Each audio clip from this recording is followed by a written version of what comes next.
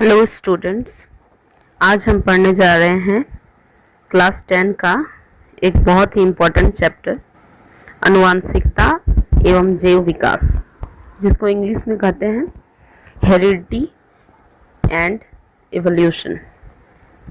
ठीक है। ये जो है ये बहुत ही इम्पोर्टेंट है, क्योंकि ये जो है हमारे गुणों के बारे में बताता है कि हमें ये गुण कैसे प्राप्त होते हैं। तो सबसे पहले चैप्टर का जो मीनिंग है उसको समझते हैं। जैसे चैप्टर है आनुवांशिकता एवं जैव विकास।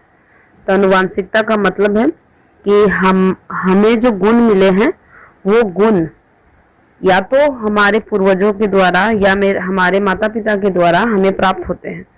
तो इस विधि को हम लोग बोलते हैं आनुवांशिकता। मतलब जो हमारे गुण हमारे पास मौजूद है, चाहे हम काले हैं, गोरे हैं, लंबे हैं, बौने हैं, या फिर हमारा बाल घुंघरेला है या सीधा है, ये सारे गुण जो है हम लोगों को मिले हैं। तो वो किससे मिले हैं? हमारे पूर्वजों से या माता पिता से। तो इसको हम लोग आनुवांशिकता कहते हैं। और इसके साथ एक जुड़ा हुआ है जैव विकास। जैव विकास यानी जीवों का विकास। तो इसमें हम लोगों को पढ़ना है कि कैसे हम लोगों का विकास हुआ है, अभी तक का मानव का जो विकास हुआ है एक कोशिकीय जीव से मानव तक बनने की प्रक्रिया को हम लोगों को इसमें पढ़ना है। तो सबसे पहले हम लोग आते हैं आनुवांशिकता के बारे में। तो आनुवांशिकता जो है वो संतति को मिलता है उसके माता पिता के द्वारा गुण, और वो गुण जो है काफी हद तक मिलते हैं अपने माता पिता से। लक्षण जो है वो मिलते हैं। उन लक्षणों को वंशानुगत लक्षण कहते हैं, क्योंकि वो प्रत्येक वंश में आगे बढ़ते रहते हैं। बस अंतर सिर्फ इतना ही है कि कुछ लक्षण जो है वो अलग होते हैं, क्योंकि हम लोगों को दोनों का, मम्मी और पापा दोनों का ही गुण मिलता है। तो जिसके वजह से क्या होता है, कुछ नया गुण भी इसमें शामिल हो सकता है। तो इसी को हम लोग आनुवांशिकता कहते हैं। आनुवांशिकता जो है उसकी सबसे पहले इसके बारे में हम लोगों को बताया गया था, और सबसे पहले ये बताने वाले जो है वो है ग्रेगर जॉन मेंडल, जिसके वजह से आनुवांशिकता के पिता कहे जाते हैं। तो आनुवांशिकता के पिता किसे कहेंगे हम लोग? ग्रेगर जॉन मेंडल को। तो इनके द्वारा अगर हम लोग देखें कि ये जो है बहुत सारे प्रयोग किए और प्रयोग में सफल भी हुए। तो सबसे पहला जो इनका प्रयोग था वो मटर के दानों को लेकर किया गया है। तो मटर का दाना को इन्होंने क्यों सिलेक्ट किया, मटर का दाना ही क्यों लिया गया? तो इसके कुछ गुण हैं जिसको देख के उन्होंने मटर के दाने को सिलेक्ट किया है। जिसमें से पहला है कि ये बहुत ही आसानी से कम जगह पे उगाए जा सकते हैं। और दूसरा जो गुण है वो है कि ये बहुत ही एक ऋतु के अंतर्गत इसका जो जीवन चक्र है वो पूरा हो जाता है। तीसरा जो गुण है वो है ये द्विलिंगी पुष्प है और आसानी से इसमें हम लोग संकरण कर सकते हैं, यानी ये स्वतः निषेचन कर सकता है, जिसके वजह से क्या होगा कि ये आसानी से हम लोग इसका जो बदलाव है बढ़ते हैं। अब आगे तो मेंडल के द्वारा यहाँ दो लॉ के बारे में हम लोगों को पढ़ना है। पहला जो लॉ है हमारा, यानी पहला नियम, वो है पृथक्करण का सिद्धांत, जिसको हम लोग बोलते हैं लॉ ऑफ सेग्रीगेशन। और दूसरा है हमारा स्वतंत्र विन्यास का नियम, जिसको बोलते हैं Mendel's law of independent assortment. ठीक है। इसको जानने से पहले कुछ और भी हम लोगों को जानना होगा, जैसे एक संकरण और द्विसंकरण का मतलब क्या। तो एक संकरण जिसे हम लोगों को इसके नाम से ही पता चल रहा है, एक यानी जिसमें किसी भी पौधे के सिर्फ एक ही लक्षण, एक ही विपरीत गुण को लेके संकरण कराया जाता है, यानी मिलाया जाता है, तो उसको हम लोग बोलेंगे एक संकरण। और अगर हम लोग दो गुणों को लेके मिलान करते हैं या संकरण करवाते हैं तो उसको हम लोग बोलेंगे द्विसंकरण। इसको याद रखना बहुत ही ज़रूरी है, क्योंकि ये हम लोगों को समझने में काफ़ी हेल्प करेगा कि जब हम लोग पढ़ेंगे मेंडल्स के लॉ के बारे में तो ये हम लोगों को समझने में काफ़ी मदद देगा। और दो टॉपिक है यहाँ पे जिसको भी हम लोगों को याद रखना है, क्योंकि ये भी हम लोगों को आगे काम दे सकते हैं। जैसे कि जीन प्रारूप क्या है और लक्षण प्रारूप क्या है। जीन यानी जो गुण को लेके जा रहे हैं, जीन ही होते हैं ऐसे जो हमारे गुणों को एक जगह से दूसरी जगह ले जाने वाले होते हैं। मतलब ये एक माध्यम है जो लेके जाते हैं। तो इसी तरह से जीन प्रारूप यानी वैसे लक्षण जो पौधे में उपलब्ध है और उसकी संरचना जो है वो एक समान है। मतलब जो हमें माता पिता द्वारा प्राप्त होते हैं, शारीरिक संरचना हो गया, लंबाई हो गया, उसको हम लोग जीन प्रारूप के अंतर्गत देखते हैं। और लक्षण प्रारूप किसको बोलेंगे? तो लक्षण प्रारूप उसको बोलेंगे जो वातावरण के द्वारा, यानी वातावरण में रहने के कारण वातावरण के अनुसार हम लोग ढल जाते हैं, उसको हम लोग लक्षण प्रारूप बोलेंगे। और इंग्लिश में जीन प्रारूप को जीनोटाइप कहा जाता है और लक्षण प्रारूप को फिनोटाइप कहा जाता है, जो कि आगे हम लोगों को काम देने वाला है। तो इसीलिए इसको जानना बहुत जरूरी है। आगे आते हैं हम लोगों का जो फर्स्ट लॉ है मेंडल का, उसके बारे में। फर्स्ट लॉ क्या था? लॉ स्वतंत्र विन्यास का नियम, यानी लॉ ऑफ सेग्रीगेशन। चलते हैं आगे। तो इस लॉ में क्या बताया गया है?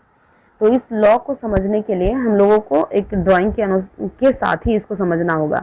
तो हम मेंडल ने क्या किया कि दो विपरीत गुण के लिए एक विपरीत गुण लिया, जैसे कि अगर लंबा लिए तो दूसरा गुण क्या होगा?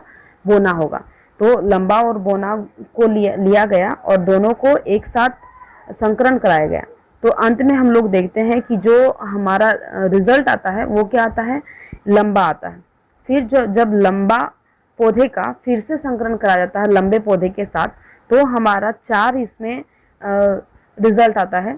तो 4 रिजल्ट में 3 जो होंगे वो लंबे होंगे और एक जो होगा वो बोना होगा। लेकिन 3 जो लंबे होंगे उसमें से एक ही जो होगा वो शुद्ध लंबा होगा, क्योंकि उसका जो जीन है वो एक जैसा है। लेकिन जब 2 लंबा और है, उसके बारे में अगर देखें तो उसके जीन में मिलावट है। यानी यहाँ पर अगर हम लोग फिगर के द्वारा देखें तो पहला जो होगा वो होगा कैपिटल टी, दूसरा जो होगा वो कैपिटल टी स्मॉल टी होगा, फिर तीसरा जो होगा वो कैपिटल टी स्मॉल टी, और चौथा जो आएगा वो हमारा दोनों ही स्मॉल टी आता है। तो इस तरह से अगर हम लोग देखेंगे कि शुद्ध लंबा या शुद्ध बोना का रेशियो जो होगा वो क्या होगा, तो उसमें हम लोग देखेंगे शुद्ध बोना और शुद्ध लंबे का रेशियो जो होगा वो होगा हमारा 1:2:1, जिसमें से एक जो है वो दर्शा रहा है कि वो एक शुद्ध लंबा है, और 2 जो दर्शा रहा है वो दर्शा रहा है कि ये अशुद्ध लंबा है, और तीसरा जो है वो शुद्ध बोना को दर्शा रहा है। तो ये हमारा जीनोटाइप यानी जीन प्रारूप होगा। दूसरा जो है लक्षण प्रारूप, यानी इसको हम लोग क्या देखे थे अभी हम लोग कि वातावरण के अनुसार ये ढल गए हैं। तो इसमें अगर हम लोग जीन लक्षण प्रारूप अनुपात निकालना चाहे तो इसमें हम लोग टोटल जितना लंबा है उसको लिखेंगे और साथ में जो टोटल जितना बोना है उसको लिखेंगे, यानी यहाँ पर हमारा रेशियो आ जाएगा 3:1 का।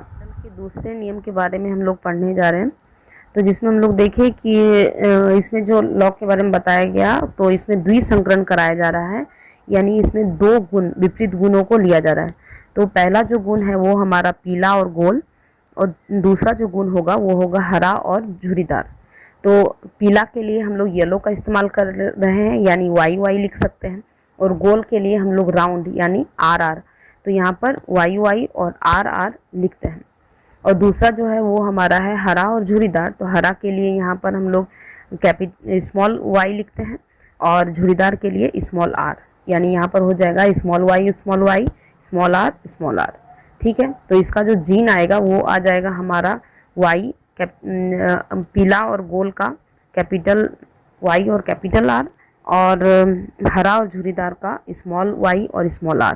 तो पहला जब जनरेशन आता है, फर्स्ट जनरेशन F1 जनरेशन में हम लोग देखेंगे कि सारा जो पौधे हैं वो क्या होंगे?